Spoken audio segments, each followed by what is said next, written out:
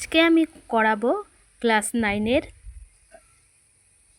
ভূগোল ও পরিবেশ বইটা, বসু মল্লিকের বইটার প্রথম অধ্যায়। চলো দেখা যাক প্রথম অধ্যায়।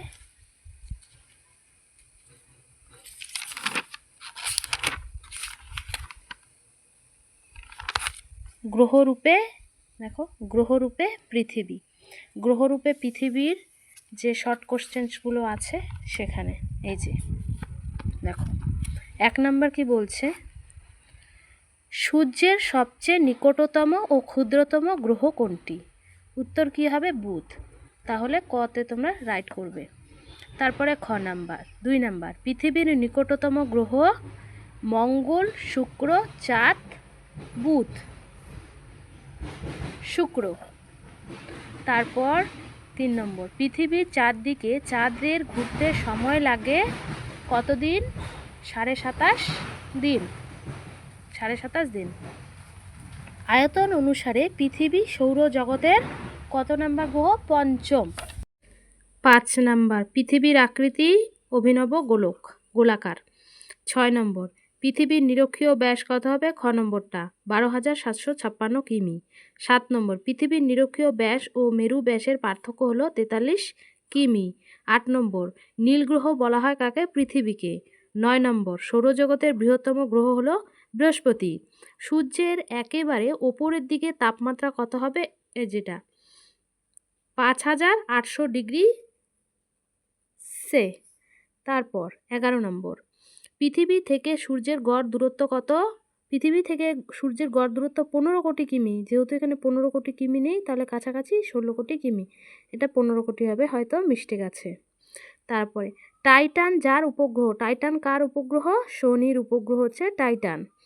তারপর 13 নম্বর, উপকূলের দিকে আগত জাহাজের যে অংশ আগে দেখা যায় সেটাকে কি বলে? বলে মাস্তুল। 14 নাম্বার, এরাটোস্থেনিস ছিলেন গ্রিকে, রাইট হবে। 15 নম্বর, পৃথিবীর মেরু ব্যাস কত? পৃথিবীর মেরু ব্যাস 12,714 কিমি। তারপরে জিওড তলের ভিত্তি হলো সমুদ্র পৃষ্ঠ। 17 নম্বর, সর্বপ্রথম পৃথিবীর গোলীয় আকৃতির কথা বলেন কে? পিথাগোরাস। জিপিএস এর কার্যকরী উপগ্রহের সংখ্যা কয়টি? 24টি। 19 নম্বর দেখো, কে পৃথিবীর অক্ষরেখা ও দ্রাঘিমা রেখার সাহায্যে গোলাকার পৃথিবীর মানচিত্র তৈরি করেন? এটা হবে টলেমি। যে শক্তির প্রভাবে পৃথিবীর আকৃতি অভিনব গোলকের মতো তা হলো কেন্দ্রাতিক। প্লুটো বামন গ্রহ হিসাবে পরিচিতি পায় কবে? 2006 সালে। বেডফোর্ড খালের পরীক্ষা করেন কে? ওয়ালেস। পৃথিবীর পরিধি নির্ণয়ে প্রথম প্রয়াসী হন কে? এরাটোস্থেনিস।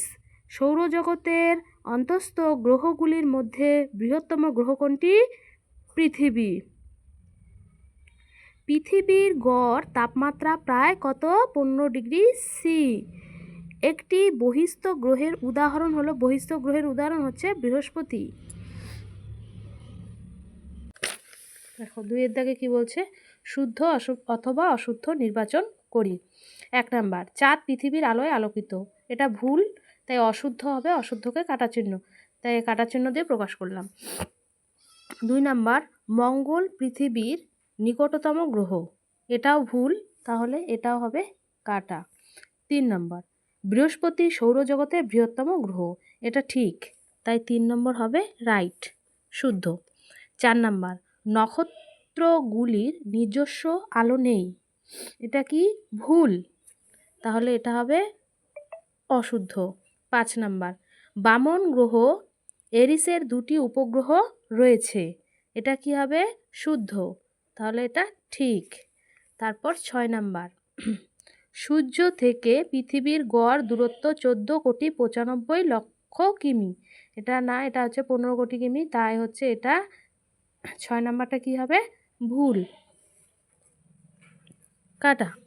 তারপর 7 নম্বর, পৃথিবী গোল বলে সমুদ্রগামী জাহাজকে কিছুক্ষণ পরে আর দেখতে পাই না। এটা ঠিক। 8 নম্বর, চন্দ্রগ্রহণের সময় চাঁদের ওপর পৃথিবীর গোলাকার ছায়া পড়ে। এটাও ঠিক। 9 নম্বর, নিরক্ষরেখা বরাবর পৃথিবী 43 কিমি স্ফীত, এটাও ঠিক। 10 নাম্বার, পৃথিবী সমতল হলে যে কোনো উচ্চতা থেকে দিগন্ত রেখাকে একই দূরত্বে দেখা যেত, এটাও ঠিক। 11 নাম্বার, পৃথিবীর আকৃতি পৃথিবীর মতোই, এই ধারণাকে আমরা জিওড বলি, এটাও ঠিক। মঙ্গল গ্রহে বলয় দেখা যায়, মঙ্গল গ্রহে বলয় দেখা যায়, এটা ভুল, তাহলে কাটা, অশুদ্ধ। 13 নাম্বার, দক্ষিণ গোলার্ধ থেকে ধ্রুবতারা দেখা যায়, এটাও অশুদ্ধ, কাটা। 14 নাম্বার, বেডফোর্ড লেভেলের পরীক্ষাটি হয় ইউক্রেনে, না, এটাও ভুল, ইংল্যান্ডে হয়েছিল।